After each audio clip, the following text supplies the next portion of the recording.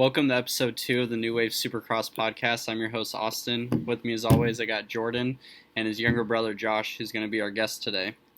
So, San Diego was last Saturday, and probably the biggest news is that Cooper Webb got his first win, and that was huge for him because I felt like definitely the race before he kind of caught that fire, and he transitioned that into a win. Like, he passed Rocks on the last lap the week before, and then this one he had a pretty good battle with Adam Cianciarulo. What do you all think about his riding, I guess, from San Diego?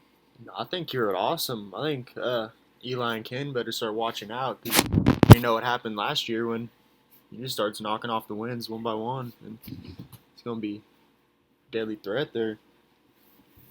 Yeah, I think definitely him going out there and getting the win, and it wasn't like he just got the whole shot and pulled away. He had a pretty good battle with Cianciarulo there for a while, and they had a couple of really good passes back and forth, and that was I think that was huge for him. I think he's going to get his confidence up, and I mean, he's always been a threat, so I think he's your reigning champion, so I think it's going to be huge for him, and it's going to be scary for the rest of the field going into Tampa tonight. So we have also Ferrandis passing Forkner on like a couple minutes to go for the win in San Diego. Forkner had to beat him going into this big break, and he definitely just didn't get it done. I mean, he looked fast, but I don't know if he was getting tired. I mean, the track looked gnarly. Like, the track was probably one of the rougher Supercross tracks I had seen. It was very one-lined. Everyone was talking about how it was really hard to pass, and I mean, we all three have rode one-line tracks all of our amateur days. So, Josh, since you probably, as an amateur, probably one of the better out of us three whenever it came to racing, how did you handle like one-line tracks? Well, it was definitely pretty hard, you know. When you know you're faster than the dude, I don't know. I just feel like it's very hard. You just got to keep putting pressure on him and just make him make a mistake. Yeah, I feel like definitely the only way to be able to do a one-line track is just to be as aggressive as you can without being dirty and blatant. Yeah. But And I mean, that's what Ferrandis did. He brought the pressure to him he was bringing the pressure for a few laps, and then he finally just, ran him high, took his line, which was fine. And fortunately, Austin had to go off the track, and he just didn't really have anything for Ferrandis. Ferrandis is just riding faster than anybody out on the track past few weeks, and I don't know if Justin Cooper or Austin will have anything for him. yeah, and that's unfortunate because like Forkner was leading the points last year, had his ACL injury, came back. He was definitely one of the favorites to win, and so was Ferrandis. I mean, he was a reigning champion. He won it last year. I think all the momentum at this point is definitely with Ferrandis. I mean, he's on probation, and he is like, okay, I can't ride dirty, and I can't ride too aggressive, so I literally have to pick my passes out way in advance, and I can still beat you all. And I think that for him, in his mind, he's like, I don't need to ride any one certain type of way. I can just go out there and win. And I think Forkner, Cooper, someone had to knock him off of that mentality and just put it to him before the break, because now he has all the confidence, and coming back, he's going to know that he's the guy to beat. And yeah, he needed to get it. They needed to get it done, and they didn't. So Yeah, I agree. That's definitely a big win going into that break. You want to be that top guy, everyone looking up to you to beat, and yeah, it's big for Dylan. And he also, he stretched out his points lead a little bit more. Forkner's closing in on Cooper for second overall in points, I believe, and I don't know. I at this point in time, I feel like obviously it's still anyone's title, but I think Ferrandis is the one that I would put my money on to go ahead and win it, which is unfortunate because I don't really care for Ferrandis too much, and obviously neither does like half of America because he gets booed every time he goes to talk. But I think that, I mean, if I was a betting man, I'd put my money on him because I think that he's the one that's actually going to be able to win the title. So, Unfortunately, I was had my money in Austin last week, thinking he could still maybe make something happen in San Diego and make something happen in the year. But I think you're right. I think it's Dylan Ferrandis, but I think Josh has a different guy here. Yeah, I always said Justin. I always thought Justin Cooper's gonna pull it out. I still do. He's only 7 points down. I think he's got a chance. He needs to step it up though. I don't know. We'll see.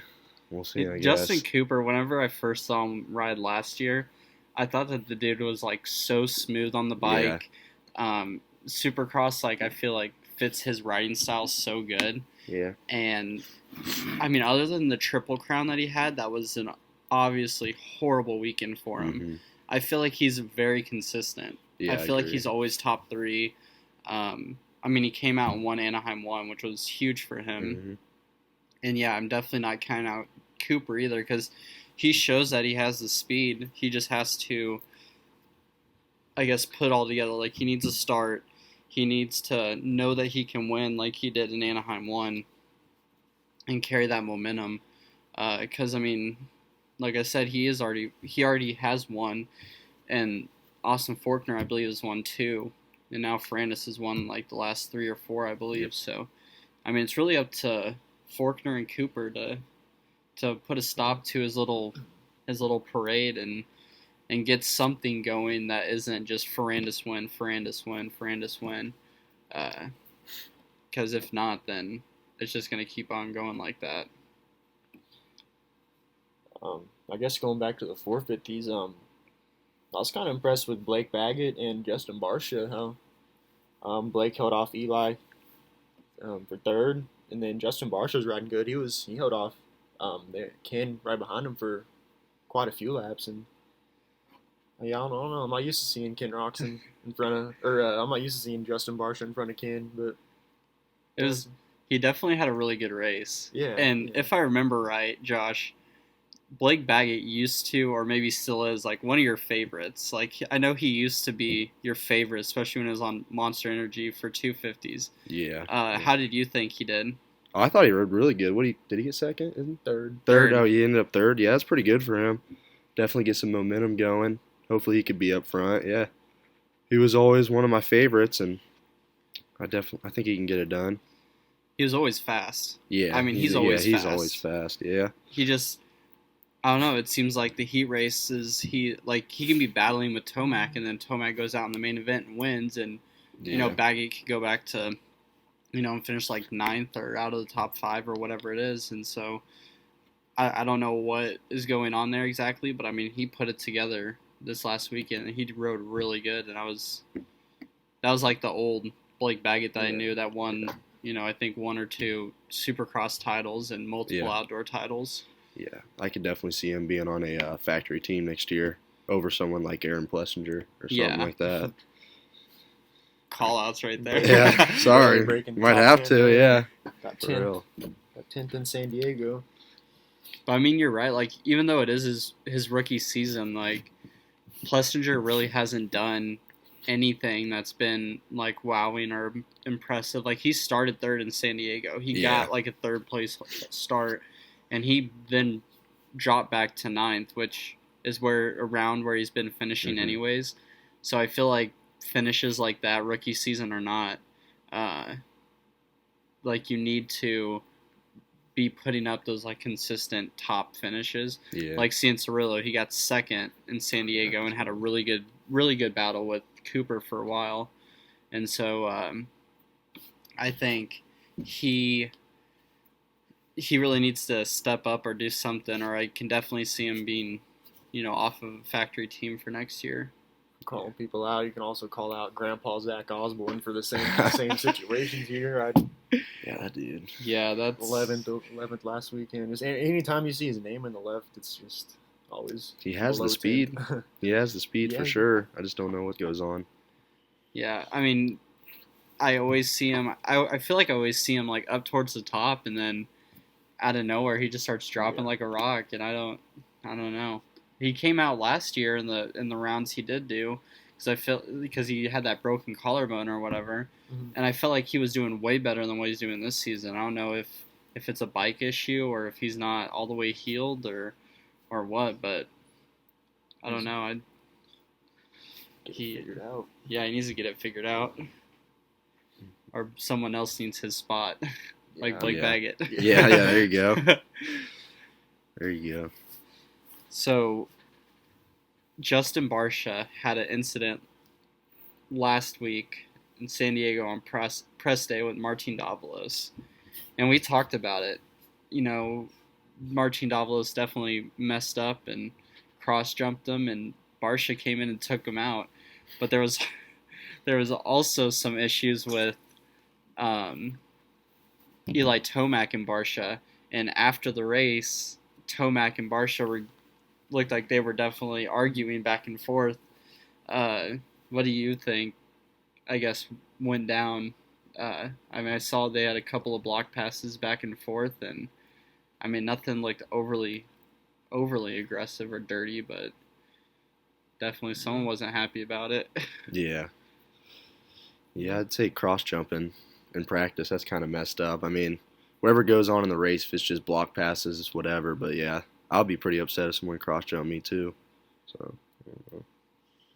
Yeah, I mean, if it's just block passing, I guess Eli still beat him. So I guess I don't know. I mean, can't complain too much, I guess. But yeah, I guess Robin's racing.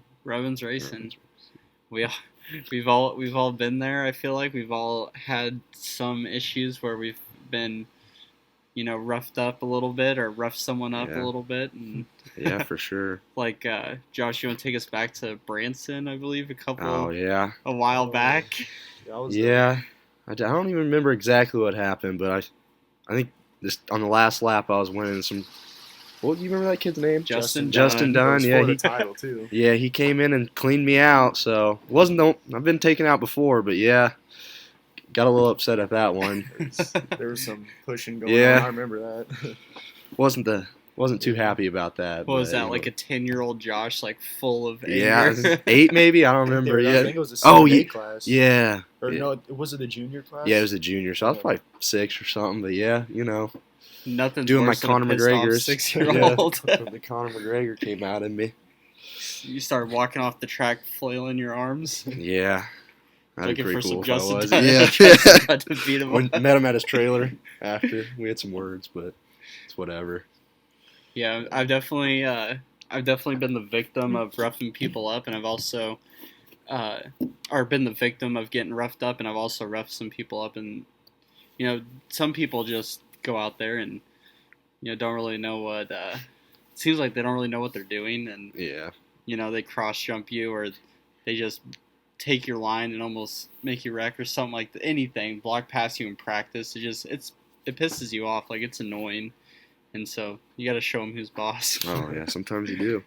For sure. It works. What about you, Jordan? You rough anyone up? I mean, I rough myself up a lot. But a couple ACLs, but yeah, I don't really recall taking too many people out. But. Yeah, I definitely hit, like, Josh and I especially, because we grew up racing. We all grew up riding together. But Jordan took some time off and stuff like that, and Josh and I raced a bunch of times together, and somehow, some way, he always got the upper hand on me. Mm-hmm. Dude was a beast on a dirt bike, and never once did we had a bunch of good battles. Yeah. But then he got to that point where he was racing with people like Forkner and Galamba and stuff like that, and he was challenging those guys, and I wasn't at that level yet. But then, Josh was always a beast, and we had plenty of good battles. I don't think we've ever taken each other out, though. I don't think so. I don't even think we hit each other. Took each other out. Jordan probably wanted to take me out a couple times, but Did it you? never happened.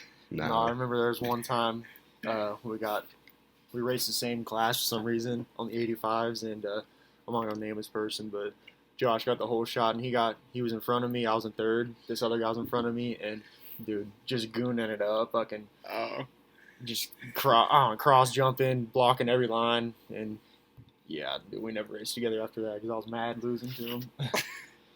Yeah.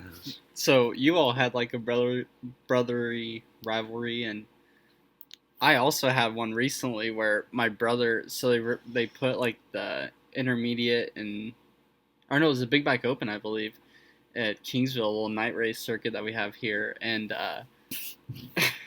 my brother actually got the whole shot on me, and he was leading me for a while, and because I had a really bad start. I was like almost dead last, and I came through the pack, and I literally see my brother, and I had probably 2 laps left, I believe, to try and pass him, and yeah, I definitely put it to him. I wasn't gonna let my younger brother win or beat me, but Whatever it takes. Yeah. yeah, you have Robin's racing. Yeah. Dylan, if you're watching, yeah, I should have cleaned your shit, but I was nice. Oh. Can never let the younger brother beat you, man. No way. Like, little brothers, I feel like, if you're an older brother, you know how annoying your little brother is, like, even if someone else, doesn't see it or whatever. And I just didn't want to hear him. I didn't want to hear him talk about, like, oh, I beat you, and yeah, it wasn't going to happen. So I was fatigued, already raced 3 motos, and I was pretty much dead. And I let the arm pump do its magic, and I just, arm pump just held the throttle wide open for me. I didn't do shit. Oh, yeah. So we have Mosman. Mosman has really impressed me this year. Mm-hmm. We're going to flip back a little bit from our personal experiences for a minute. Mosman has been having, I feel like, a pretty good year so far. Like San Diego, he had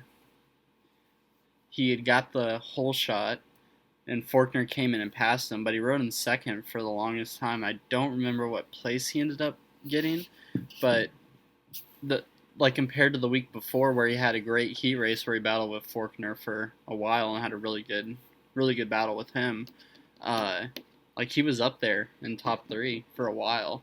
And so I think that Mosman's one of those people that, is kind of like Jet Lawrence, where I feel like if he gets a good start and he has, Ferrandis or Faulkner or something like that, just not even like have a bad race, but just have, a little bit of misfortune, like say Ferrandis gets a bad start and he has to work his way through.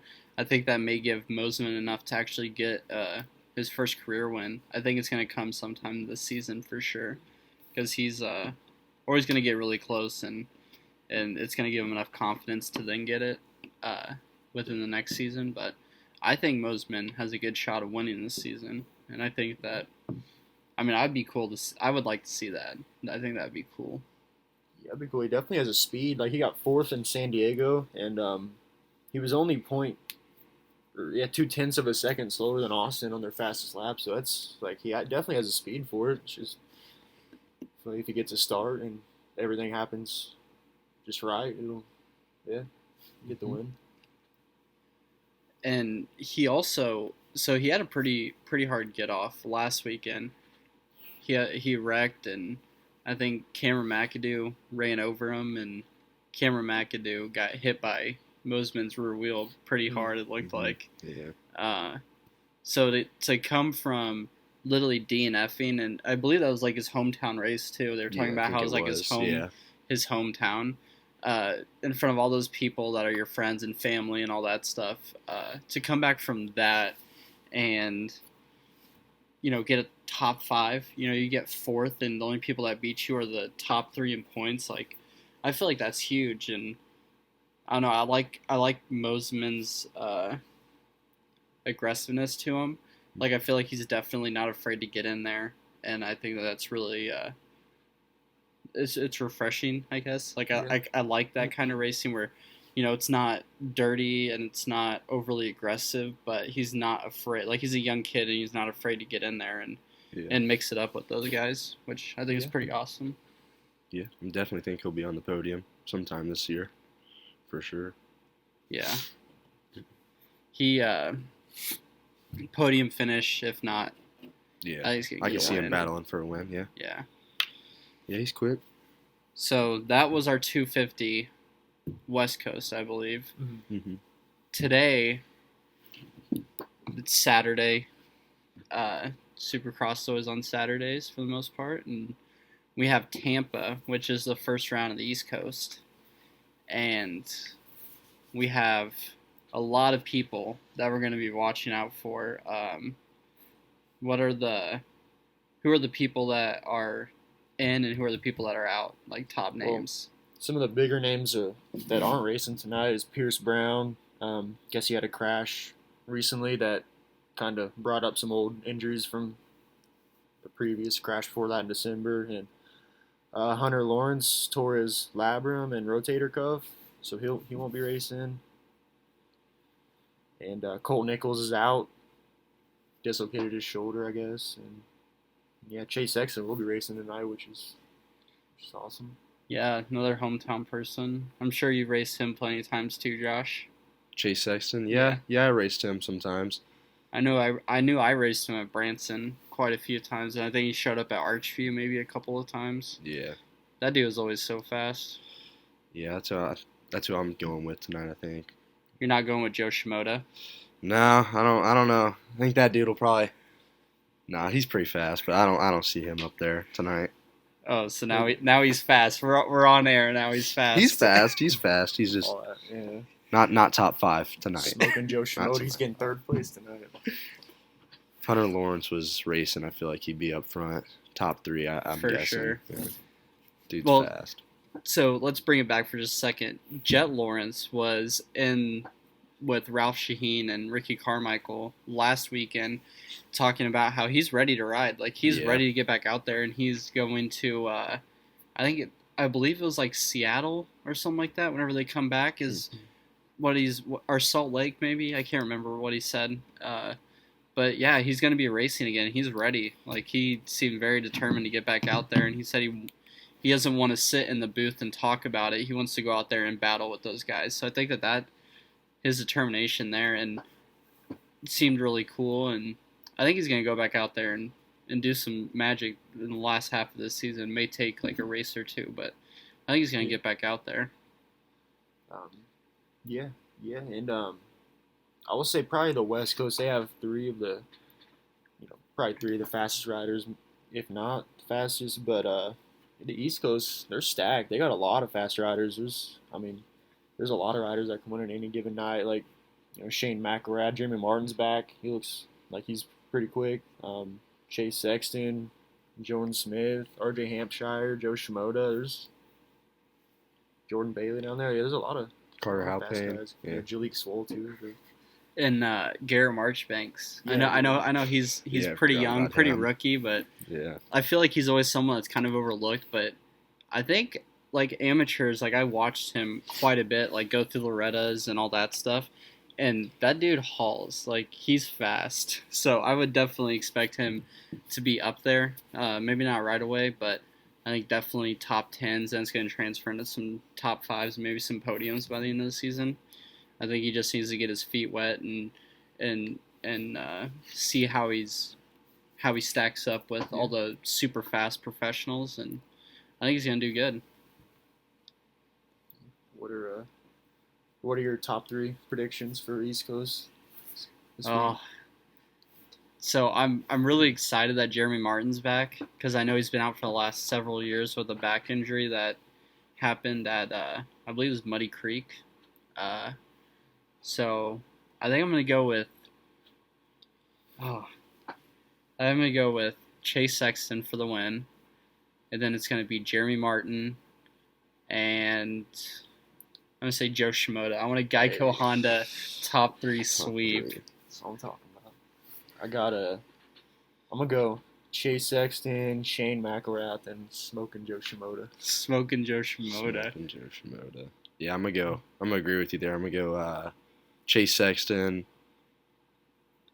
Shane McElrath, and then I'm gonna put Jordan Smith. I'm gonna put Jordan Smith 3. I feel like he's gonna be fast if he could stay off the ground. Yeah. What He'll be team is he top riding 3. for this year? Isn't it? He's on a. Isn't he on Kawasaki? Yeah, he is actually. Pro Circuit Kawasaki. So that's a big change. Yeah, he is. Yep. Yeah, you're right. Yeah. I think that's going to be a good program for him. I think he needs a lot of. Or I think he's going to have a lot of good support around him, and I think that with training with people like Faulkner and Tomac, having them in your corner, it may help him to be a little more consistent. Because I know, especially last year, he had a lot of crashes and stuff like that. Yeah, it seemed like he was always on the ground, which sucks because he's fast. He's really fast. He's really fast. Yeah, Jordan Smith was one of those guys I watched on like a YouTube series called Road to Loretta's whenever he was on Suzuki 85s. Oh yeah. And the dude was he was fast, and I think this is going to be a good year for him. I think he's going to go out there and hopefully show everyone what he can do, and maybe get a couple wins this year. I don't know. Yeah, I think he can. I think he can. He has the speed for it. Are you guys expecting much from, I guess, Jalik Swoll? I remember a little bit of him last year. I feel like he was always like top 15, which I feel like he should be doing better. But he is also, one of the younger people, and he's also still very new. And I think last year was his rookie season. We started with like Joe Shimoda and all them after Loretta's, so there wasn't really too much that was shown from like the Monster Energy Cup and stuff. So I want to say he won a class Loretta's, didn't he? Yeah, I think he won the 250A. Yeah. So I think if he gets up there and he's just with that group, I think he'll do fine. I think he just has to get a start though, because I feel like he's always towards the back of the pack. It seems like off the start. So if he gets a good start, I think he'd be pretty good. Yeah, I think if he gets a good start, he'll be right outside the top 5 probably, 5th, 6th, 7th, somewhere in there. Behind Joe Shimoda. Probably in front. I don't know. They might battle it out. Who knows? Carter Halpane will be up there too, battling out with them boys. What's time qualifying telling us? We have live time qualifying with us today. I know Shane McElrath had the first timed. Yeah, this is just they only have the first session so far. So and Shane McElrath was the fastest, right? Yeah. As of the first one, Shane McElrath is fastest, and then Jeremy Martin, Chase Sexton in third, Garrett Marchbanks, and then Jordan Smith in fifth, and then RJ Hampshire sixth, Joe Shimoda seventh. So RJ Hampshire, RJ Hampshire, yeah. He'll be up there too. He's on a Husky this year, I think. Yeah. Yeah. He's always quick. He's always quick, but he's always one of those people that wreck. I feel like if he, got a little more consistent and was able to, just put in some laps and just ride without trying to push himself too hard, I think he'd be all right. I think he just pushes himself maybe too hard and he always goes down. Yeah. Which is unfortunate because he is pretty quick, but he always is.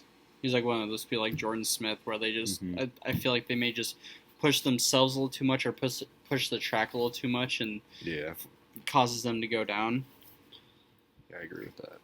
In the first session for the 450s, you got Eli Tomac the fastest, followed by Webb, Ken Roxon, Adam Cincerello, and then Jason Anderson edging out fifth. So Eli Tomac, so what was it? He's 1 point behind Roxon. Yeah, 1 point. And we are at the 6th round. Let's just take a second to talk about that because he has never been this close to the title, ever this early. Yeah. He usually goes out there and, last year in Anaheim won, he went out there, he was leading, he wrecked once, got back up, then he wrecked again, and he was so far back in the points. he had to dig himself out of like a 25-point hole, and then he had I think one other bad race that season, and then he went on a tear where he won like 8 out of the last 10 or something like that. But it wasn't quite enough to hold back, Webb. So I feel like the position that he's in, if he can just continue to get the finishes that he's getting, I have my money on Tomac winning the title this year. I think I'll still put my money on Ken Roxon like frequently, placing better like top 3 every race because I feel like he's always getting a decent start. I don't know what happened last week. He got was it 5th or I think 6th overall. I don't know if his ankle was still maybe messing with him from when Cooper had that inside pass the week before, but I think he'll. I don't know. I could see him being more consistently up top than Eli. Even though I think they'll both always be probably top 5, top 3. I wonder if it was his ankle or if the track, like they were saying, was so hard to pass on. True. Because Ken Roxon, to me, doesn't seem like he has too much aggression. I guess he can be aggressive, but I mean, he got passed by Cooper Webb last year in like the last turn, and then again, 2 weeks ago, he got passed by Cooper Webb in the last turn on the last lap, and I don't see Ken Roxon going in and putting some block passes on too many people, really. Especially Justin Barsha, Bam Bam. It's yeah. And maybe that's why he did so good, because he's not afraid to be aggressive. So he went out there and he banged some bars with some guys, and he was up there whenever no one else wanted to make passes. Because, there's really only a couple passing spots on that track. And I feel like that definitely catered more to a aggressive rider, that track in general. So maybe that's why Barsha did so good, and someone like Roxon, who is just fast and relies on his speed, maybe why he didn't do so good. But who knows? I'm not an expert. I can't tell what's going on in the riders' helmets, but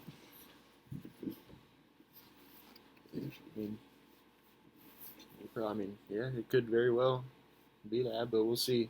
We'll see today if he can bounce back and get top 3, maybe another win over Cooper. I think he's going to be consistently top 3 now too. I think it's going to be between those Eli, Kane, and Cooper Webb. Yeah, I agree with you 100%, but I'm still not going to,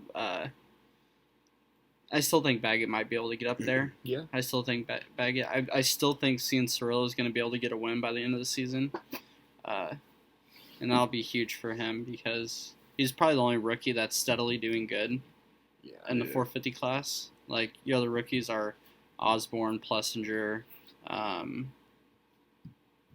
remember the other. There's some other ones.